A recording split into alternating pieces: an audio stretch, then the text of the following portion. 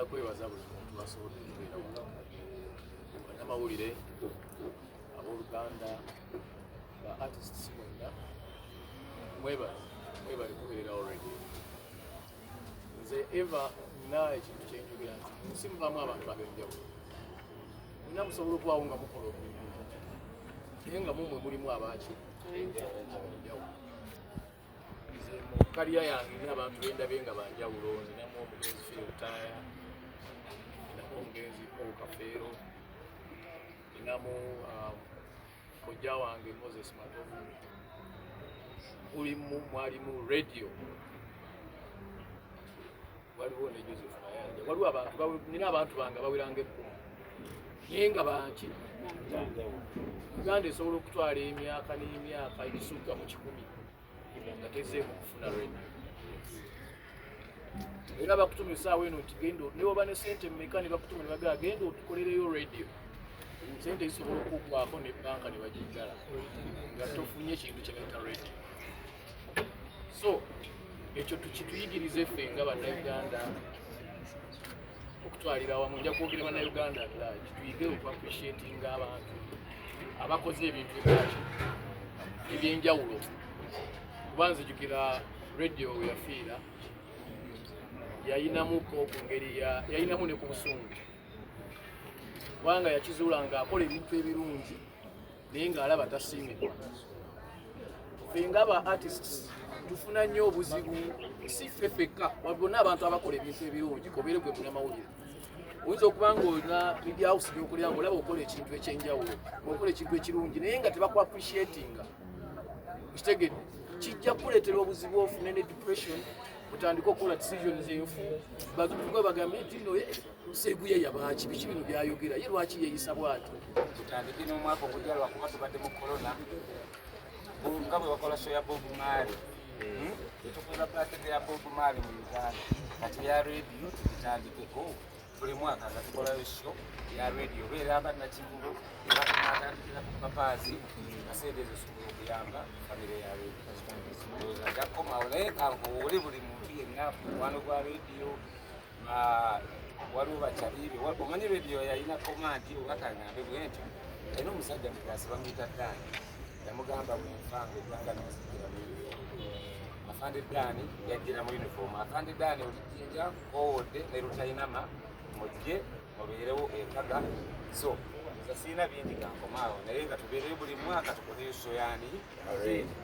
Thank you so much, Red Banton. In our midst, Omuchala, Splice Diana, the diva, is with us. The last days of radio. I remember our radio we are she pulled off her show in respect of radio. And she did the last song collaboration with the radio, if I remember.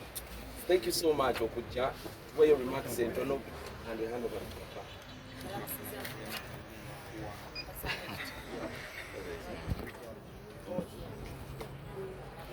Audibility.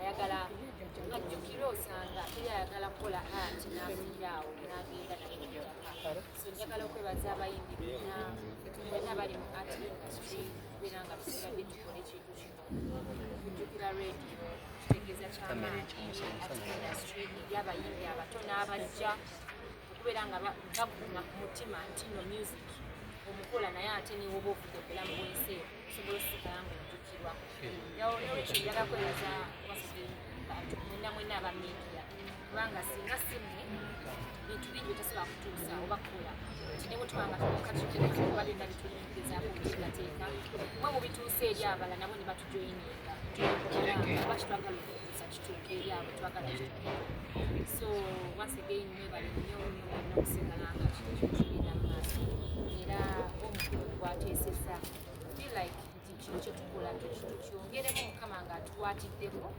nga tetuli wamu okuba nga tukolayo ekintu ekigenda okubeerawo kubanga lyonna naffe ne tuba tuvudde mu industry oba tuvudde mu music. This thing, even the government can take it on.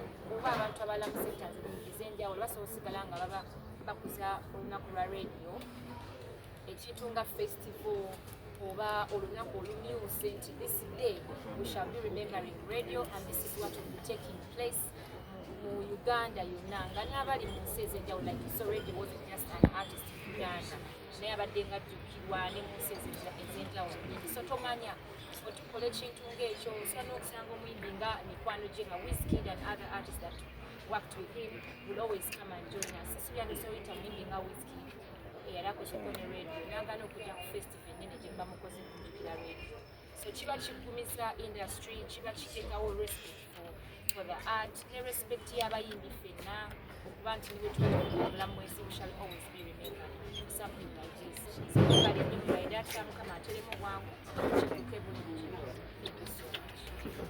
Thank you so much, Spice Diana. Spice Diana. Emyaka egisukka mu 10 nga tezeemu okufuna radio era bakutuma essaawa eno nti genda ne woba ne ssente mmeka ne bakutuma ne bagala genda otukolereyo radio ssente zisobola okuggwako ne banka ne bagigala nga tofunye ekintu kye bayita radio. So ekyo tukituyigirize ffe nga bannayuganda okutwalira awamu nja kwogera bannayuganda bulaki tuyige okuappreciatinga abantu abakoze ebintu ebyenjawulo kuba nzijukira radio yafiira yayinamuko ku ngeri yayinamu ne ku busungu kubanga yakizuula ng'akola ebintu ebirungi naye ng'alaba tasiimibwa. Ffe ng'aba artists tufuna nnyo obuzibu si ffe ffekka bonna abantu abakola ebintu ebirungi kobeere gwe Banamawulire oyinza okuba ng'olina media house byokulya ng'olaba okola ekintu ekyenjawulo ng'okola ekintu ekirungi naye nga tebaku appreciatinga kitegedde kijja kukuleetera obuzibu ofune ne depression otandika okukola decisions enfu bazutuga bagambe nti no Seeguya yabaaki biki bino byayogera ye lwaki yeeyisa bw'ati naye nga Seeguya tafunye kusiimibwa kuli kwayagala. So ndebirada mu radio yafa nga enulaavu ate tagirabye enulaavu yali takoze eki tagirabye nzira we nafunako idea nja kusaba ba artists abalala n'abantu abalala ba well wishers mu industry yaffe nga na idea gye nali nfunyeeyo ku appreciate omuntu ng'akyali mulamu nagiraba bwe twakola show y'omugenzi eri wamala twamusiima twakola show yali nungi nnyo ku Serena ffenna ne tuyimba ennyimba abantu ne batuula ne banyumirwa nga tuzimba basituka bazina naye nze bwe nali nnyimba ne ŋŋamba nti kale singa tuyimbye nga eri wamala atudde wali ng'ayambadde essuuti ye koolo tayimba tetugenda kuyimba nnyimba ze buli omu awe testimony agambe nti nno nze wakola bw'ati ne bw'obanga oli si muyimbi w'abantu bangi nnyo yakwana mukyala we lwa nnyimba za eri wamala naye nga kati bujja oli ne mwogera kyakoze ng'akyasobola okulaba nze ndowooza kiba kimwongera okuba obulungi n'okusanyuka. Abasajja ba Mozey balina bye bakoledde industry beetaaga okusiima nga bakyakola ki kakati tetwafuna mukisa gusiima radio naye nga radio yadduka emisinde mingi n'ayisa n'abaamusooka mu industry yalina okusiimibwa bambi naye kale katumusiime bwe tuti tunaagenda nga tumusiima bwe tuti kijja kuba n'abalala basigaddewo amaanyi okutandika okunoonya okukola ebyenjawulo so si kukola bukozi kubanga banoonya ssente wabula okukola ebyaki ebyenjawulo. Njagala okwebaza family ya Moses Radio family z'abayimbi ezisinga tufuna obuzibu oba ziba celebrities ezisinga nti mulemererwa okuhandolinga ebizibu bye muyina oba ebijja ng'omuntu avuddewo ne bigenda mu midiya ne tutandika okunenya abamawulire kumbe ffe tukwata obuzina bwaffe ne tubuwaaki ne tubuhanika kakati abantu baffe betwagala ennyo betugayiminga ne tubaagala nnyo ne tubamalamu respect ekitegedde kubanga kati gwe bonooleeta eggulire ye Keitha ayagala eggulire kubanga limutundira afuna abamulaba ekitegeddeyo omulimu gwe kukola ki owa famire bw'okireeta n'okisaawo nti yalina abaana 8 kati ye Banamawulire lwaki omunenya okukifulumya so kirungi nnyo okuba nti nno ffe baga twekisiza akola ki akira tunamma. So nebaza nnyo family ya Moses Radio cause up to now tetumanyi radio yalina abaana bameka mukikuumye bulungi mwebale tetumanyi tetegedde tetumanyi yayagala kwani kubanga ogenda nolabanga ono ayogedde namwandu gundi agambye gundi akoze ati kati trending up nga respect yaffe ekoze eki nga byefudde nti ebyaffe byanjawulo nnyo nga naye tosangayo n'abalala singa yimbi naye nga nabo byebimu byebakola ki byebakola. Banamawulire mukama yebala olunaku luno nze era nsaba nnyo president kirungi tukoze ffenna twayingira ffenna industry omwami kyewalyanga ono tusobola okuba ab'omukwano tuwanze nzikiriza nti abayimbi Banamawulire DJ taata waffe y'omu ne maama waffe atya y'omu tuli ba Luganda omu asinga ku munne bukulu ono kati gwe n'owa ekitiibwa nti ono ye gundi ono yakola bwatu tusobola tulina emboozi ennungi gye tusobola okuguza abantu baffe era ne bajagala tulina ebirungi bye tukola ng'abantu era ebisobola okutambula ne tukola ki obufunze tusobola okuba ab'omukwano ng'omulimu gwe Banamawulire ngukwanguyiza nze nga nze wonsanga wonna naye nga naawe ogwanga okukola ki mupiira waliyo kye bayita star protection waliyo Mesa ayinza okujja n'akoona omwana refu najja n'ayogera naye namugaba oli siniya tokiddamu ekyo sikirungi kati akaana bwe kafu tugende kakakankuba emmesi n'akaweerawo red card ko n'atakawona budde bukola ki baprotectinga kubanga Messi yafuuka ekyomuwendo eba ensi ye oba eri abaaki oba omuzannyo gwennyini tuseerera naffe olokola ensobi sobola ogikola nga nnene nno naye kujjangasekunjanga naye kibakoze kino wakikoze nengabuogaani naseeredde naye mbikaako nyamba mbikaako tukikirize kisoboka noga kale Moses Matovu emyaka gye n'ebbanga nebyakoledde industry yaseeredde mu ngeri eno bweti naye kali kasaba protection kakole ki kabeerewo.